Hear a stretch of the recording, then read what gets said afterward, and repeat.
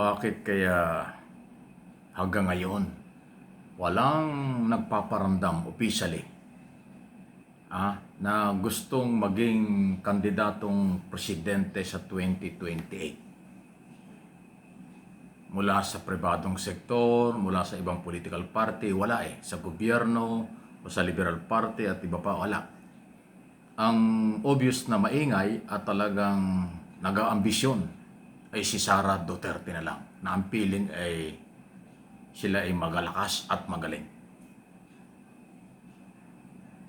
Ganun ang dating, ano po. O baka sabihin nyo, Pasko, bakit yan ang topic? Alam nyo mga kaibigan, ang pampanguluhan o nag-aambisyon na maging presidente ng bansang ito, dapat mahaba ang paghahanda, malawak ang kaalaman, karanasan, at sinusuri ang lahat ng bagay tungkol sa ekonomiya, tungkol sa turismo, tungkol sa national security, internal security, foreign policy, at marami pang iba. Kabuhayan ng mga maggagawa, magsasaka, at lahat ng sektor, lalo na po ang mga marginalized sector. Marami po na dapat ay pinaghahandaan. Maaaring iba'y naghahanda, pasimple lang, hindi masyadong bulgar. Hindi katulad ditong kampo ni mga Duterte. Wala naman tayong narinig na inilatag ng mga programa, pero maingay sila at atat na maging Pangulo si Sara Duterte. Gusto nga nilang tanggalin na si Marcos noon pa para palitan ni Sara. Ayaw na nga nilang maghintay ng eleksyon sa 2028. Ang feeling si Sara lang ang merong qualification at kakayanan. Wow! Pero ngayon, lately, naglabasan na po yung mga statement, interview, speeches ni Sara Duterte. Oh my God! Pag nadinig ninyo, kayo nang bahala. Oh my God! Yan lang ang aking masasabi. Basahin nyo at pakinggan nyo ang mga interview niya sa press conference, question and answer, at kung ano mga sinasabi niya dito at sa labas ng bansa. Kayo na makakapagpasya. Siya ba ay nakapaghanda na? Siya ba ang kailangan na maging Pangulo ng ating bansa? Siya ba ay may kakayanang maging Pangulo ng bansa? Yan po yung mga tanong natin. Nasa inyo yan. Pero, dahil nga halos 2 taon na lang, eleksyon na. Actually, 2 taon na lang kasi pagdating ng January, February ng 2028, kampanya na talaga eh. Actually, yun ang last quarter ng 2027 para filing na ng candidacy, di ba? Pero yung iba hindi pa ho nagpaparamdam. Malamang ang kailang inuuna ay paghahanda para pag sila nagpakilala at tinanong kung ano mga plano at programa, maihahayag na nila. Yun ang tamang paghahanda. Aralin ang lahat ng kailangan ng bansa, lahat ng problema ng bansa. Pag naaral mo at nalaman mo kung ano solusyon, saka ka ngayon mag-declare na ikaw ay pwedeng kumandidato o gustong kumandidato at pamuno ng ating bansa. Yun ang paghahandang tama. Yun ang paghahandang kailangan.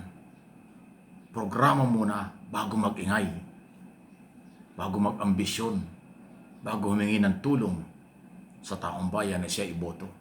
Paghahandaan ng mga iba't ibang programa na kanyang kayang ilatag sa taong bayan. Pag nakumbinsi, siya ay pwedeng iboto at manalo. Yun ang tama. Pero yung nauna yung ambisyon, nauna yung pangarap, nauna yung bangungot, hindi pa natutulog, nangarap na. Ay di ba dapat matulog ka muna bago ka mangarap? Bago ka managinip, dapat tulog ka. Pero ang nangyari sa kung sino-sino dyan, hindi pa natutulog, na naginip na, nangarap na, nag-ambisyon na, ang feeling siya na. Oh my God!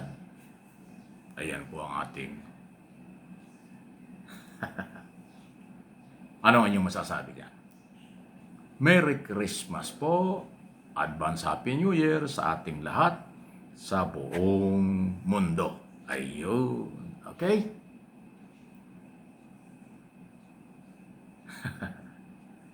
Matatawa ka na lang talaga sa nangyayari. Ano nga? Palakasan ng loob, pakapalan. Pero baka naman malaking malaki ang pagkukulang at kaalaman. Iyon ang delikado. Ingat po tayo. Maging mapagsuri at maging marunong para hindi mabudol. Maging maingat para may magandang bukas. Huwag padalos-dalos sa pasikatan, pag-iingay, parang kawayan, maingay lang, wala naman laman. Delikado yan. Samantala, kamusta na po ang Pasko nyo? Kamusta na po ang handaan? Siyempre, pagkatapos ng Paskong ito, yung pagbagong taon naman, sa lubong ng taon, di ba? Uy, sandali, speaking of bagong taon, bakit parang, di ba bawal ang paputok? Bakit pa minsan-minsan mayroong malalakas na putukan? Para saan yun? Sa Quezon City, mayroong city ordinance, bawal na yan. Policy na yan, executive order yan, ng nakarang administrasyon, bawal na mga paputok na malalakas. Dapat ngayon, bawal din. Bakit meron na naman? Pwede payagan doon lang sa mga plaza, yung mga lugar na safe, hindi tatamaan ng residential commercial. Bakit parang bumabalik na naman? So, PNP, local government, ipairal nyo ang mga local law, ordinance, municipal ordinance, city ordinance, at ating, kung meron pang, kung nandiyan pa yung executive order, ipairal yan. Ipagbawal ang malalakas na mga paputok para makaiwas sa sakuna, aksidente, at kung ano-ano pang epektong hindi maganda. Ayun, kung meron man, dahil tradisyon yan, mahihina lang, dapat nasa tamang lugar. So, paalala lang po madaling sumalubong ng bagong taon, pero mahirap yung nagsisisi kayo pagkatapos ng taon. Masarap yung maginhawa at masaya ang Pasko, masaganhawa at masaya ang bagong taon. Pagkatapos ng pagsalubong ng bagong taon, masaya pa rin. Pero pinakamahirap yung umiiyak pagkatapos ng bagong taon dahil may nangyari. Naging biktima ng paputok dahil nagpabida-bida. Bawal yan, huwag ganon. So, paalala lang po, hindi ho nagmamalupit o kung ano man yung tuturing, paalaala lang dahil ang paputok, marami hong idinudulot na kasamaan yan, pangkalusugan, seguridad at iba pa. Pero kung mas giging maingat at ipagbawal ang masyadong malalaki, ipagbawal kung saan-saan lang, may pag-asa. Masalubong ang bagong taon ng mga Pilipinong masaya at may ginhawa, walang pagsisisi sa huli. Di ba? Okay?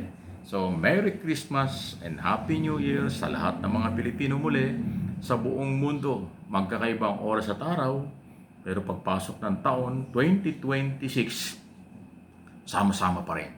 After all, lahat tayo ay Pilipino. Di ba?